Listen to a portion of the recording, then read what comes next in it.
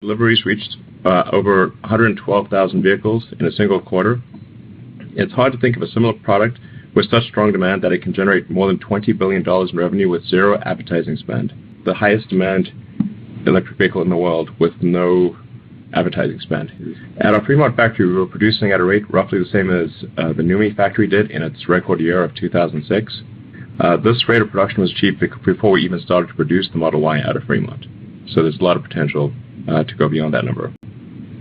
For the Shanghai factory, I'd like to say congratulations again to the team in Shanghai on launching Model 3 last quarter and achieving the first deliveries earlier this year. I'm really excited and optimistic about the potential for the Shanghai factory. I think it's going to be an incredible asset to the company. And we also broke ground on the Model Y factory in Shanghai. Regarding Model Y, it was only 10 months ago that we revealed a Model Y prototype. And now, in January this year, we started producing Model Y in limited volumes already. We managed to achieve by far the highest energy efficiency of any electric SUV ever produced at 4.1 miles per kilowatt hour. Model Y all-wheel drive got an EPA rating of 315 miles, above what we previously stated by a pretty significant margin. With the Cybertruck, the demand has been incredible. We'll sell as many as we can make. It's going to be pretty nuts. The product is better than people realize even. They don't even have enough information to realize just the awesomeness of it. It's just great. Stepping back, in 2018, from a financial standpoint, we were free cash flow was break even. But in 2019, we managed to generate more than $1 billion free cash flow while building a factory in Shanghai in record time and while building parts of Model Y production. So I think for us to have this level of free cash flow while making massive investments in capacity, while developing new products, while improving the core engineering is a testament to the, I think, incredible performance of the Tesla team, and I'm just so proud to work with such a great team. I'd like to thank the whole Tesla team for their ongoing work on cost control. Is what has allowed us to get to these compelling financial numbers while at the same time growing the company at an incredible pace. In conclusion, when I think of what we have in front of us the next couple of years, we've got Model Y, we've got Giga Berlin, Tesla Semi, solar glass roof, Cybertruck, some very exciting improvements in back battery technology, full self-driving, got the next-gen Roadster, and probably a bunch of other products we'll come up with too. It's hard to think of another company that has a more exciting product and technology roadmap. So, super fired up about where Tesla will be, in the next 10 years. If you look back 10 years from today to 2010, we will produce approximately 1,000 times more cars in 2020 than we produced in 2010. And we have also solar glass and solar retrofit and Powerwall, Powerpack, all those other things too. On 2019, a few key points I'd like to highlight. Over the course of the year, we've transitioned entirely from generating Model 3 orders from a reservation backlog to generating new and organic demand. We've also seen a stabilization of Model 3 ASPs, even increasing slightly in Q4. And we've seen an increase in ASPs of S and X after the launch of the longer-range versions in Q2. With respect to capacity expansion, we've greatly learned from the development and launch of Model 3 in Fremont and Reno. As a result, we've been able to bring new production capacity on board faster and with less cost. This is evidenced by the launch of Model 3 in Shanghai as well as Model Y in Fremont, programs that were both launched in under 1 year. Financially, we have demonstrated multiple quarters of strong cash generation, enabled through higher volumes, improvements to capital efficiency, progress on working capital management, and continued improvement in our product and operational costs. And we are able to achieve positive GAAP net income in both Q3 and Q4 for many of the same reasons that enabled strong cash generation. We've also made progress on recurring and software-based revenue with the implementation of premium connectivity and the beginning of upgrades available for purchase via the Tesla mobile app.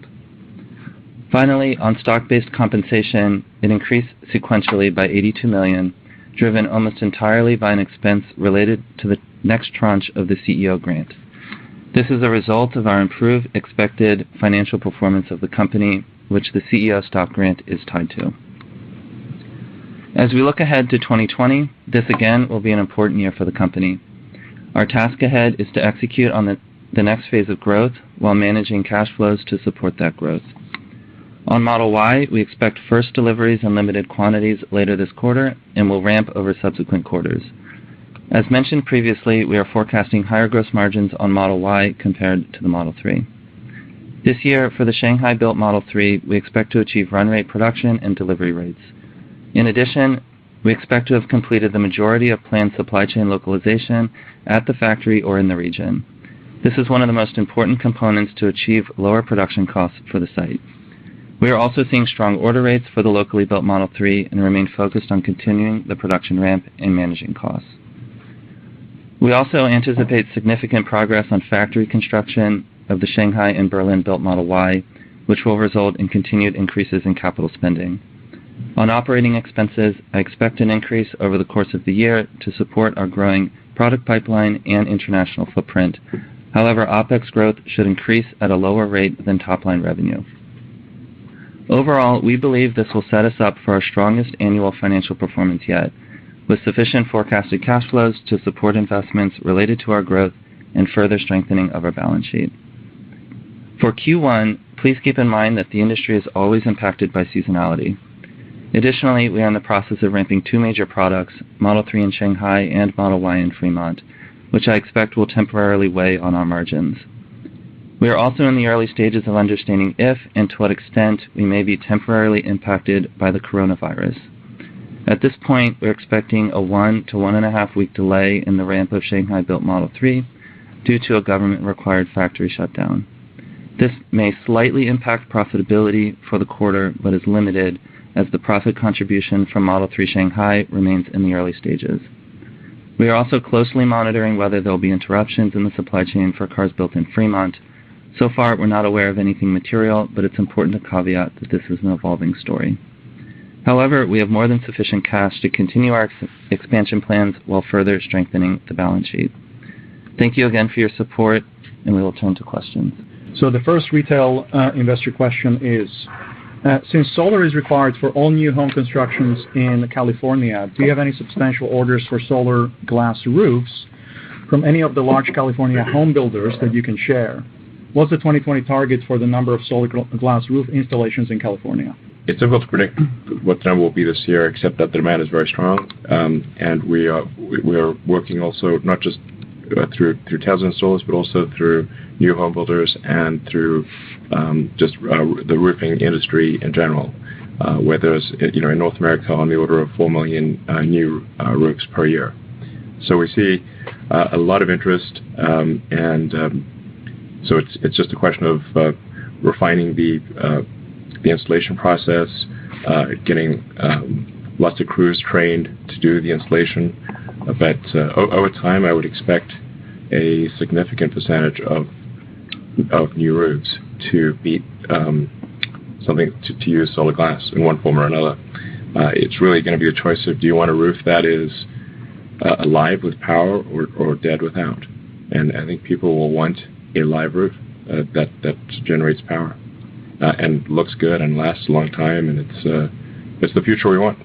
So it will be a significant product, but because it is a new and quite revolutionary product, and there's a lot of challenges to overcome, but they will be overcome, and this will be a major product line of Tesla. And the Buffalo factory is doing great. So, yeah. Thank you. Second question from retail shareholders is, will you release the Tesla ride-hailing network app before full autonomy and change the terms of Tesla insurance to allow owners to be drivers on the network? If so, when will this happen? Might want to target California airports first. Also, a good place to add superchargers. Sorry, it sounds like one question in one? Yeah, it's a bit of a bundle, yeah. Well, I think that it probably will make sense to have to enable car sharing in advance of the kind of sort of giant robotaxi fleet, because the car sharing can be done before full self-driving is approved by regulators. So it's probably something that we would enable before the full sort of robotaxi fleet is enabled. So it sounds like there were some other questions bundled in there. Superchargers at airports?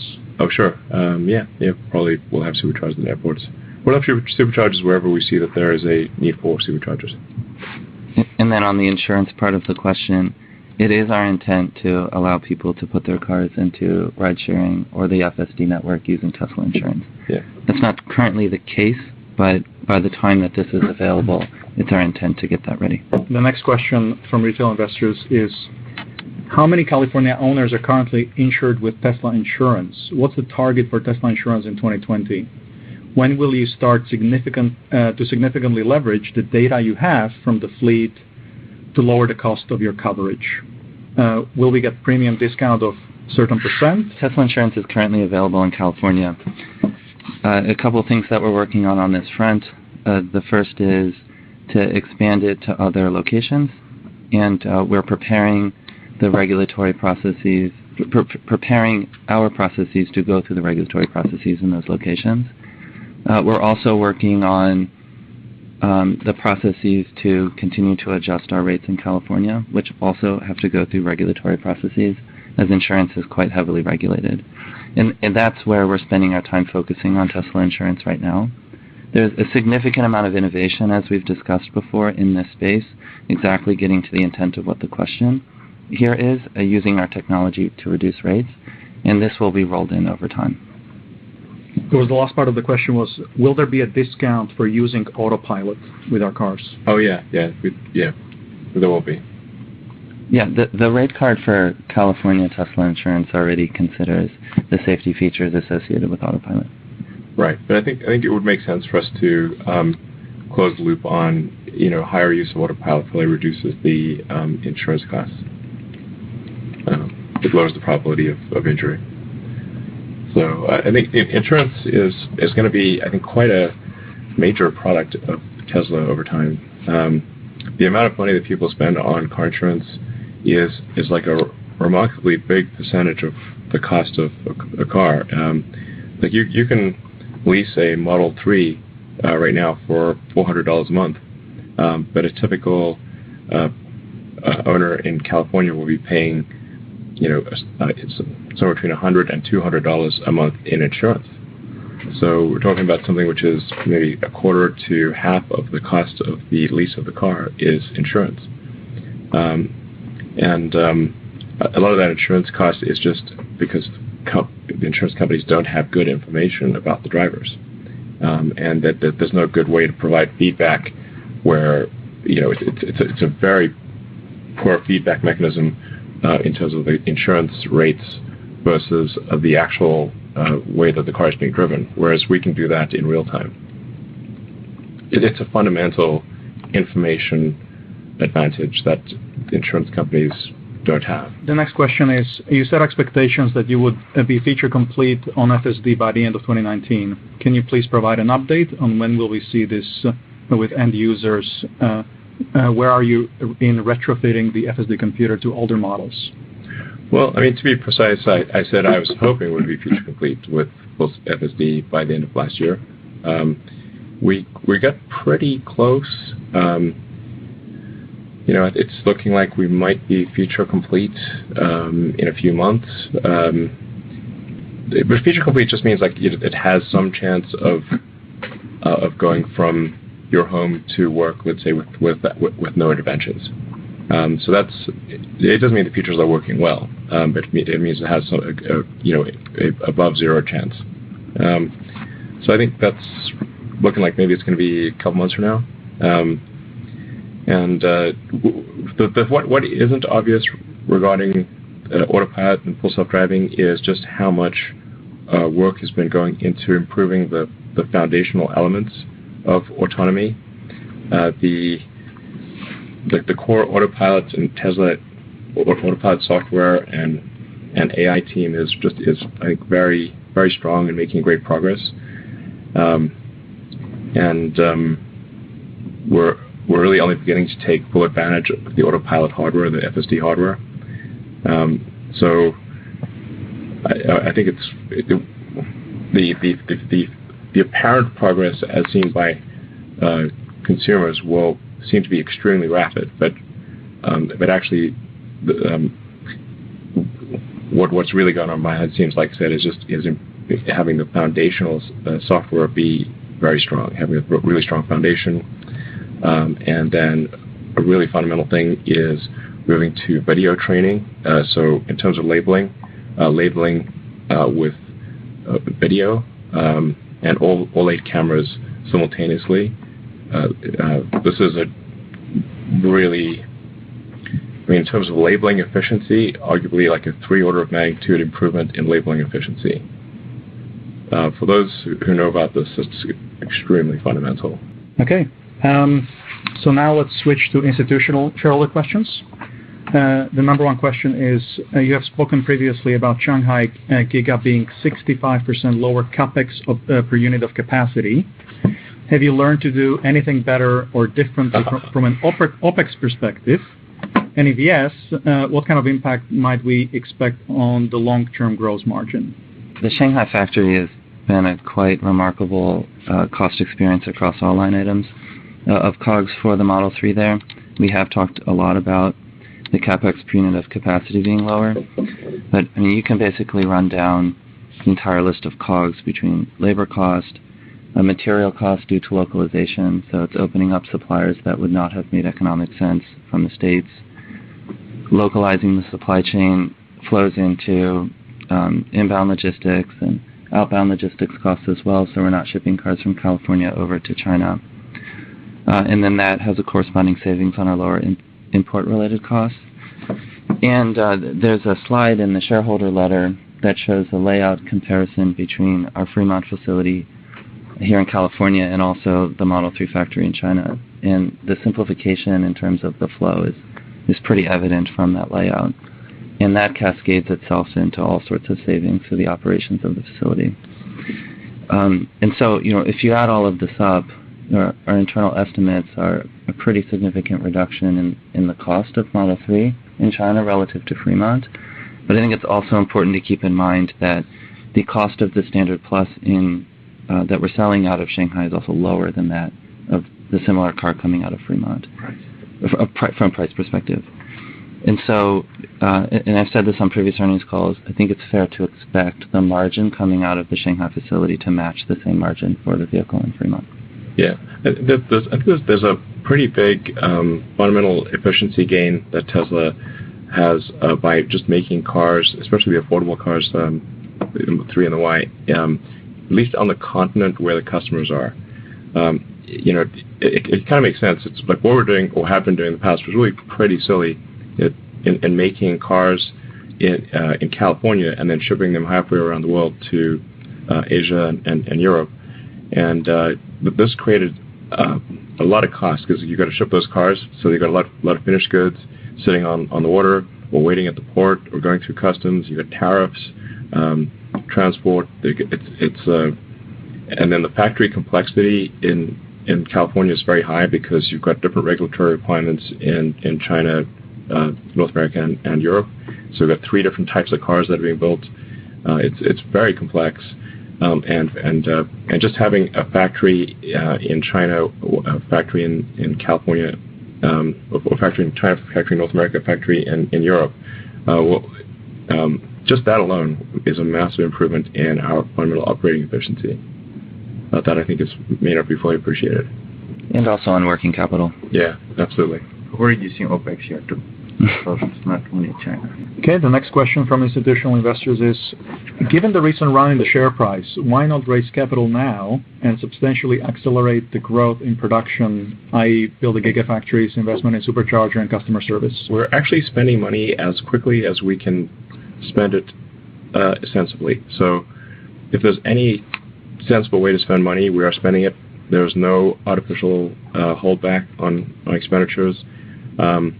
Anything that I see that is looks like it's got good value for money, the answer is yes, immediately. We're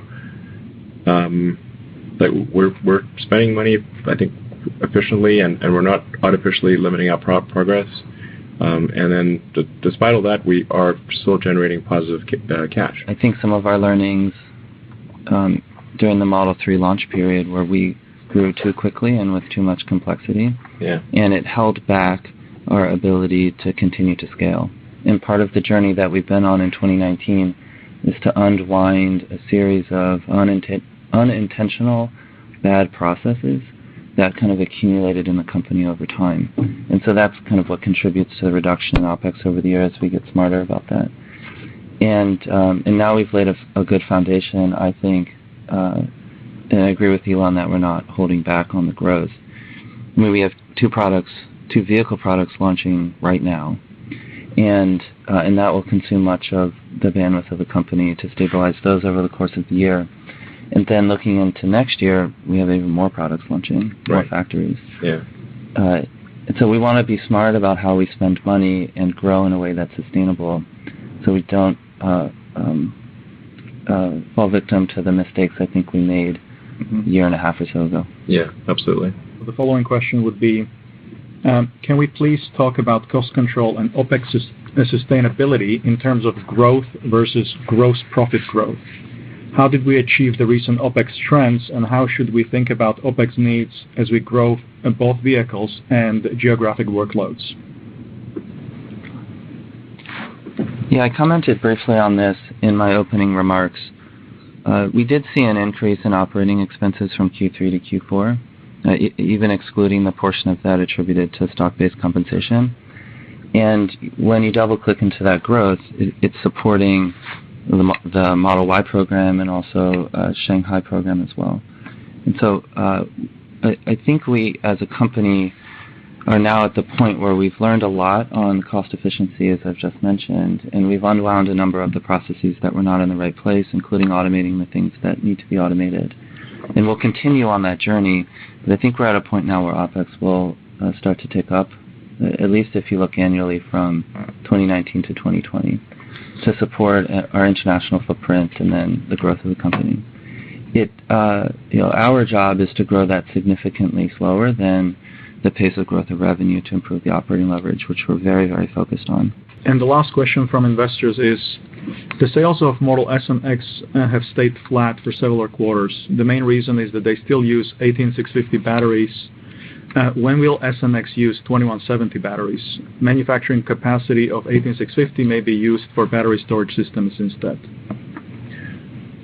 Sure. Well, actually, the core chemistry inside the 18650 cell has improved many times over the years.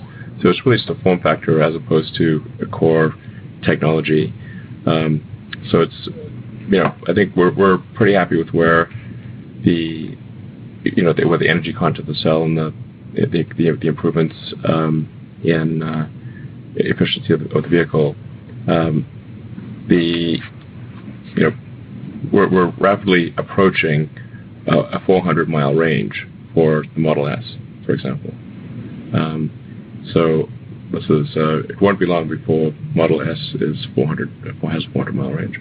Drew, is there anything you want to add? No, other than to say that the 18650 lines, have been running smoothly for a really long time, and in a world where cell supply is fueling growth, we're part of the fuel of growth. I don't see a reason to turn that cell supply off. So. Yeah. And actually, the Model S and X actually have more range than we're currently stating on the website. We just haven't gotten around to updating the EPA certified number. But the actual range of the Model S and X are above what the website says there are. The existing cars that are being made. It's actually been that way for a little bit of time. Yeah.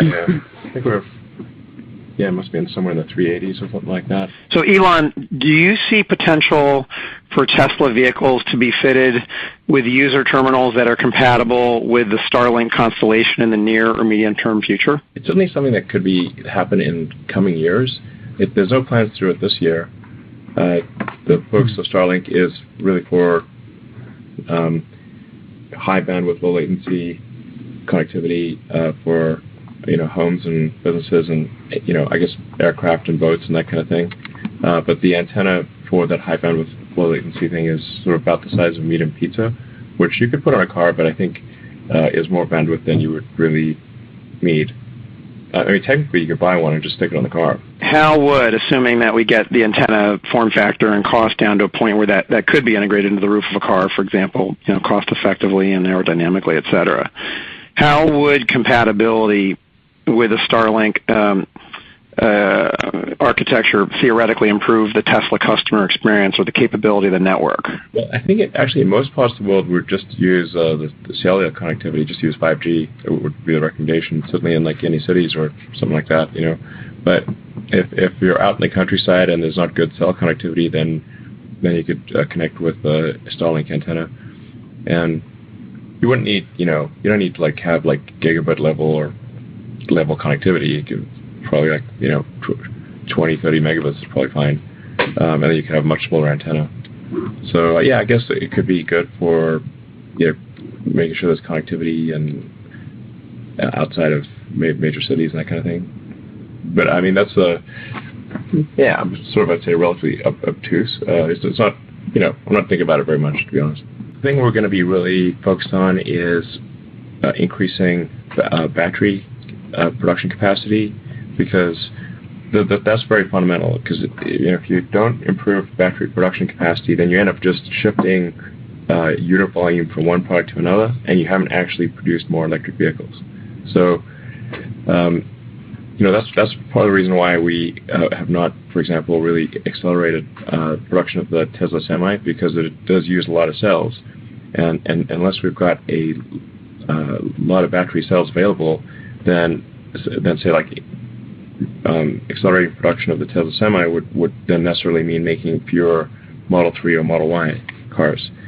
So we've got to really make sure we get a very steep ramp in battery production and continue to improve the cost per kilowatt hour of the batteries. This is very fundamental and extremely difficult. So that I said we're going to do kind of a battery day, just to kind of explain more about this and what our plans are. I think probably it's going to make sense to do that after the end of this quarter, because I think it's going to be kind of an intense end of quarter as it was last quarter. So tentatively, sort of in the April timeframe, we'll do a battery day and kind of go through what the challenges are. How do you get from here to, I don't know, a couple thousand gigawatt hours a year or something? And the only vehicle not announced for Master Plan Part 2 is a high passenger density vehicle. Any light that you can give us regarding that project? Going back to what I just said, we've got to improve the total battery capacity. Otherwise, we add complexity, but we do not improve the number of vehicles on the road. Will we do, some sort of high-capacity vehicle at some point? Probably, but we need to make sure we got the batteries to make cars that are already on our plate. And it's just generally true. And I've seen some sort of sensible comments by ARK Invest, where they're pointing out that really people do prefer to drive in their cars mostly by themselves. And I think the average, the average number of occupants in a car, I think, is 1.2, and maybe with autonomy, maybe it'll go to 1.4, maybe, but I'm not sure if it even goes there. So, will it make sense for us to do sort of a minivan or, sort of Sprinter-like van at some point? Probably, but like I said, we've got to solve this battery. We've got to scale battery production to crazy levels that people cannot even fathom today. That's the real problem. Hey guys, thanks for taking my call. I want to talk about the differences between the Model 3 and the Model Y beyond the sort of 10% rule of thumb, just around cargo and size. Are there other features that are going to differentiate the two models? And then as a follow-on to that, you've talked in the past about how Model S sales grew with the introduction of Model X. So are you planning on setting up your production facilities to align with that thesis, that essentially Model 3 sales will expand alongside the introduction of Model Y? We're not quite sure what's going to happen with but it is true that the introduction of Model X actually increased Model S sales, because people would come in and look at the Model X and they said, okay, I'd prefer the sedan, and we were worried that X sales would cause S sales to drop, but they actually caused it to increase. From our standpoint, we're not too worried about demand. We're worried about production. It's make sure we get that production ramp going and reach volume production as soon as possible with the Model Y. It's hard it's always hard to predict what that S the exponential part of the S curve of production. But production pretty much always follows this S curve, or it's kind of like a herky-jerky S curve. It's easy to predict what it's going to be like in the beginning because it's slow, and it's easy to predict what it's going to be like at the end, but that intermediate portion of the S curve is very difficult to predict. So and it involves a massive amount of hard work and just reacting fast to issues that arise. I think we're just gonna go as fast as we can with the Model Y and make sure it's a great product. I think there are some things that will differentiate it, but not something we want to talk about on this call. And I think so. When people do a teardown of the Model Y, I think they'll be impressed about some of the things they see. And just to add to that, I think it's important to keep the Model Y launch in context of the next 18 to 24 months. What we're working on here between Berlin and Shanghai and Fremont is to have 3 and Y locally produced in all locations. Yeah. And so Model 3 is expanding as Model Y is expanding. There may be ups and downs of various factories as we get to the journey of having these products on the major continents. Yeah. Also, the rule of thumb of 10%, I think you need to see it. When you see the car, you'll realize that it's not just a 10% different car. It's not just that. There's more change happening, to the customer's perspective as well. Can you speak to the pricing strategy in light of the China price reductions as well as the mission to increase EV adoption? Is there a target for gross profit or operating profit on a per vehicle basis that we should be thinking about, or how should we really frame that for ourselves? We're trying to make the cars as affordable as possible, as fast as possible, while maintaining reasonable, while still being at least a little bit profitable and growing the company like crazy and having good free cash flow and accumulating our cash balance. Our order rate supports the pricing that we have right now. We're working very hard to reduce costs and expand production because we feel from the data it's pretty clear that there's a lot of interest in our products. And so what we're working on is to increase production, increase availability of the products with time. Mm-hmm. And the price reduction in China is kind of the first step towards this global localization, more accessible price. And we'll continue to work on cost reductions in China as we do in Fremont and grow production. Yeah, the thing that's really going to, I think, probably just have a profound effect on our financials is high volume and high margin, obviously. And that high margin part comes from autonomy. So do people buy the full self-driving package or not? And do they buy it worldwide or only in certain places? For example, our autonomy is not as good in China as it is in the U.S. So a very small percentage of people buy the FSD package in China. But as we fix that, then we will see a much higher percentage of people buy it.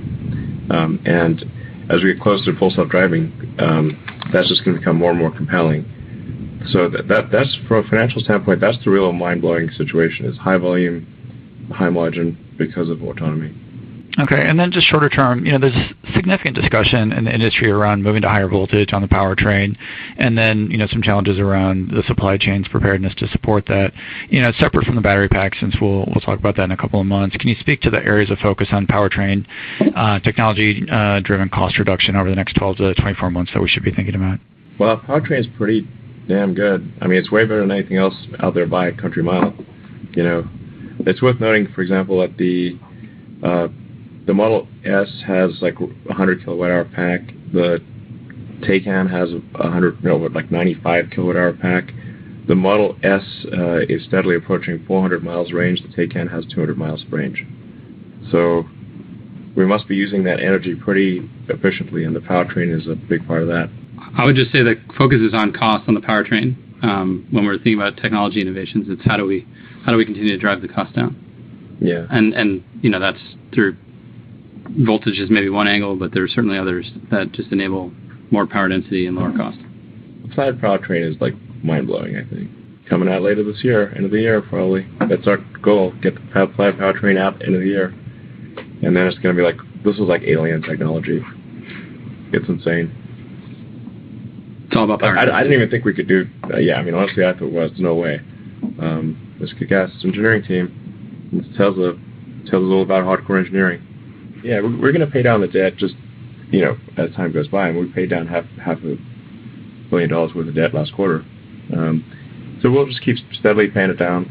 I wanted to come back on batteries, and if I look at the end of this year, you should have 800,000 units in production capacity for cars. So that's, if you add to that Model X and Model S, and then the energy storage business, it means you need probably north of 60 gigawatt-hour of battery production capacity. So where do you stand now, and how do you get there?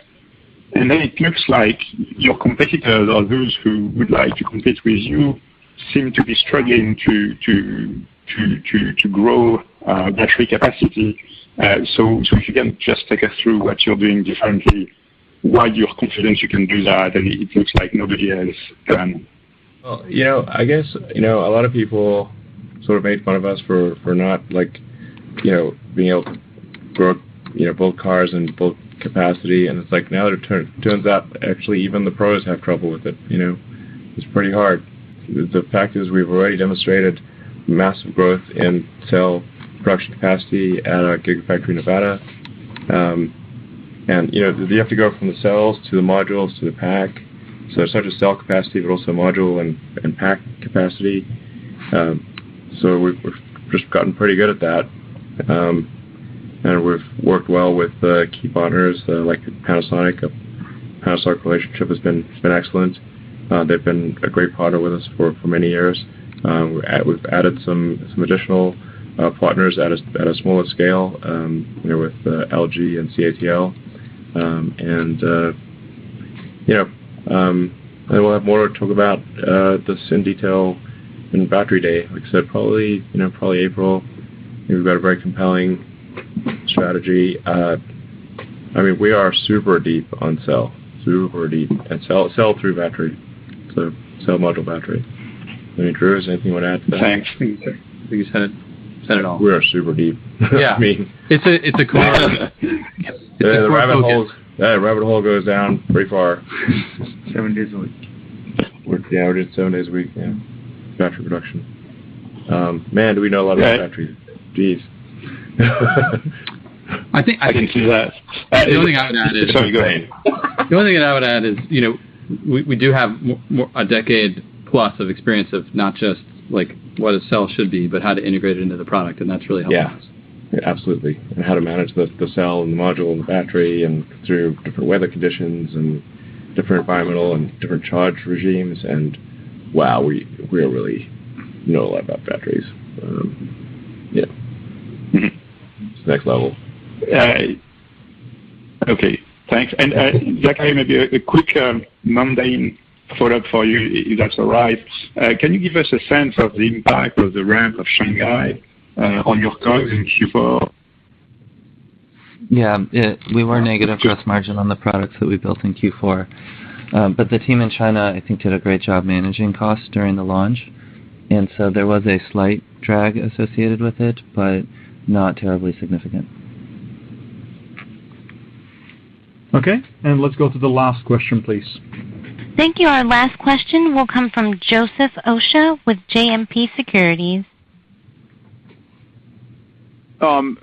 Further to the conversation around cell technology, just wondering if you can comment on what the plans are for the Maxwell technology that you acquired, either as a capacitor or a dry cell or what have you. Thanks.